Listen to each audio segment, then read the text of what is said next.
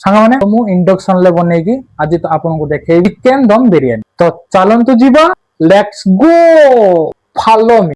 ଏଥିରେ ଅଛି ଅଦା ରସୁଣର ପେଷ୍ଟ, ସାରା ମସଲା, ଧନିଆ ପାଉଡର, ଜିରା ପାଉଡର, ହଳଦୀ ପାଉଡର, ଜିରା, ଲୁଣ ଆଉ କଲର ଲଙ୍କା ଗୁଣ୍ଡ। ଏମିତି ଆମେ ଚିକେନ ରେଗୁଲାରଲି ବନାଉଛନ୍ତି ଠିକ ସେଇ ଭଳିଆ ବନେଇବା।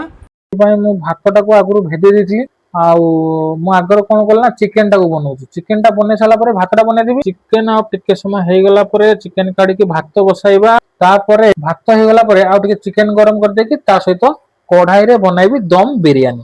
କଢାଇ ଚିକେନ ଦମ ବିରିୟାନୀ। ଇଣ୍ଡକ୍ସନ ରେ ଆପଣ କଣ କରିବେ, ଏମିତି ଟିକେ ଚଲେଇବାକୁ ପଡିବ। ଅତି ହିଟ୍ କରିଦେଲେ ଲାଗିଯିବ, କମ କରିଦେଲେ ଘଣ୍ଟା ଘଣ୍ଟା ଲାଗିଯିବ। ମିଡିୟମ ଫ୍ଲେମ ରେ କରିବା ପାଇଁ ଚେଷ୍ଟା କରିବେ ଆଉ ଟିକେ ବାର ବାର ଚଲଉଥିବେ, ଜିନିଷଟା ଲାଗିବନି। ଆମର ଏବେ ଚିକେନ ରେଡି, ମୁଁ କଷି ଦେଇଛି ବହୁତ ଭଲ ଭାବେ। ଏବେ ଇଏ ଯାହା ଆସିଯିବ ଦମ ରେ, ଏବେ ଆମେ ଆକୁ ଦମ ଦବା। ଚିକେନ ଆମର ରେଡି, ଏବେ ଯିବା ଭାତ ବସାଇବା। ତାପରେ ପାଣିରେ ଚାଉଳ ପକେଇଲି, ପାଣି ଫୁଟିଗଲା, ପାଣିରେ ଚାଉଳ ପକେଇଲି, କିଏ ଖାଲି ତଳୁ ଇଏ କରିଦବା। ଚାଉଳଟା ବଏଲ ହେଇଗଲା ପରେ 70% ତାକୁ କଣ କରିବା, ଦମ ଦେଇଦବା ଆଉ। କିନ୍ତୁ ଆଜି ଗୋଟେ ଇଣ୍ଟରେଷ୍ଟିଂ କଥା, ଇଣ୍ଡକ୍ସନ ରେ ବନୁଛି କଣ ଦମ ବିରିୟାନୀ। ତ ମୁଁ ଚାଉଳକୁ ଏଠି ଭେଦେଇ ଦେଇଥିଲି, ପାଣିରେ ପୁଦିନା ଟା ପକେଇବା, କାହିଁକିନା ଫୁଟିଲାଣି। ଦେଖିଲେ କେତେ ସୁନ୍ଦର ପଇଲା, ଏଇରକମ ସୁନ୍ଦର ସୁନ୍ଦର କରିକି ପକେଇବା। ତାପରେ ଏଇଟାକୁ ଟିକେ ଉଗାଡି ଦବା, ତାକି ଟିକେ ଭଲସେ ଫୁଟିବ। ଏଠି ଦେଖି ପାରୁଥିବେ ଏ ହଉଛି ଚିକେନ, ତା ଦେହରେ ଟିକେ ଗ୍ରେଭି ରହିଛି। ବିରିୟାନୀ ପାଇଁ ଏଟା ମସଲାଟା ହେଇଛି। ତ ଦେଖିପାରୁଥିବେ ଭାତ ପାଣି ପୁରା ଠକ୍ ଠକ୍ ଠକ୍ ଠକ୍ ହେଇକି ଫୁଟୁଛି। ଆଚ୍ଛା ମତେ କୁହନ୍ତୁ, ଆପଣ ଇଣ୍ଡକ୍ସନ ରେ କେତେବେଳେ ବନେଇଛନ୍ତି ବିରିୟାନୀ? ବନେଇନାହାନ୍ତି ନା, କିନ୍ତୁ ମୁଁ ବନଉଛି। ଦେଖନ୍ତୁ ପ୍ରୋସେସ, ଆମର ଭାତ ପୁରା ଅଲମୋଷ୍ଟ ଫୁଟିଲାଣି। ଆଉ 5 ମିନିଟ ପରେ ଗାଳି ଦବା। ଗାଳି ଦେଲା, ଆପଣ ତ ପୁଣି ଭୁଲ ବୁଝିଲେ ଆଉ।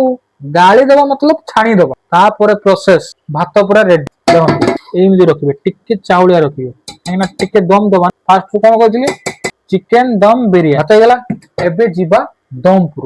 ହାଇ ଫ୍ରେଣ୍ଡ, ଦେଖନ୍ତୁ ଭାତ ପୁରା ରେଡି, ଏବେ ଯିବା ଦମପୁର। ଦେଖିପାରୁଥିବେ ଭାତ ହେଇଗଲା ପରେ ମୁଁ ଚିକେନ ଟାକୁ ବସେଇ ଦେଇକି ଭାତ ଟାକୁ ଗାଳି ଦେଲି। ଆମର ଚିକେନ ବି ଏଠି ଗରମ ହେଇଯାଇଛି। ତ ଏବେ କଣ କରିବା, ଏଇଠି ଦେଖନ୍ତୁ ଭଲସେ 120 ହେଇଗଲା। 120ରେ ମୁଁ ଆକୁ କଣ କରିବି, ଭାତ ସବୁ ଢାଳି ଦେବି। ତ ଆମେ ଏଠି ଲେୟାର ଫେୟାର କିଛି ଦବା ନାହିଁ। ବର୍ତ୍ତମାନ କଣ କରିବା, ଏମିତି ଢାଳି ସାରିଲା ପରେ ତାକୁ ଏମିତି ଏମିତି ଟିକେ ଟିକେ, ତଳେ ପାଣି ଅଛି ନା ଚିକେନ ର ଝୋଳଟା, ତ ସେ କଣ ହବ, ଭାତ ଟିକେ ଟିକେ ଟାଣିବ। ଯଦି ଆମେ ଏମିତି ଭାତ ସହିତ ଛାଡିଦବା, ତ ଯେହେତୁ ଆମେ ଇଣ୍ଡକ୍ସନ ରେ ବନଉଛନ୍ତି, ଧ୍ୟାନର ସହିତ କରିବା ପାଇଁ ପଡିବ। ନହେଲେ ଭାତ ସବୁ ମେଞ୍ଚା ମେଞ୍ଚା କାଦ କାଦ ହେଇଯିବ।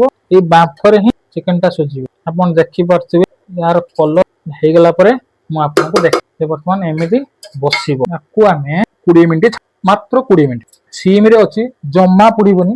ଆରାମସେ 20 ମିନିଟ ଛାଡିଦେବେ। 20 ମିନିଟ ପରେ ଦେଖିବା ଆମର। ତ ସାଙ୍ଗମାନେ 20 ମିନିଟ ହେଇଗଲା, ଆମର ବିରିୟାନୀ ପୁରା ରେଡି। କଢାଇ ଚିକେନ ଦମ ବିରିୟାନୀ ଆମର 20 ମିନିଟରେ ରେଡି ହେଇଗଲା। ତ ସାଙ୍ଗମାନେ ଦେଖିପାରୁଥିବେ ପରେ ଆଜି ଇଣ୍ଡକ୍ସନ ରେ ବନିଛି ଚିକେନ ଦମ ବିରିୟାନୀ। ଆପଣ ଏବେ ଟ୍ରାଏ କରନ୍ତୁ ଆଉ ମଜା ନିଅନ୍ତୁ। ରେଡି ହେଇଗଲା କଢାଇ ଚିକେନ ଦମ ବିରିୟାନୀ। ଭିଡ଼ିଓଟି ଭଲ ଲାଗିଲେ ସବସ୍କ୍ରାଇବ କରିଦେବେ। ଜୟ ଜଗନ୍ନାଥ।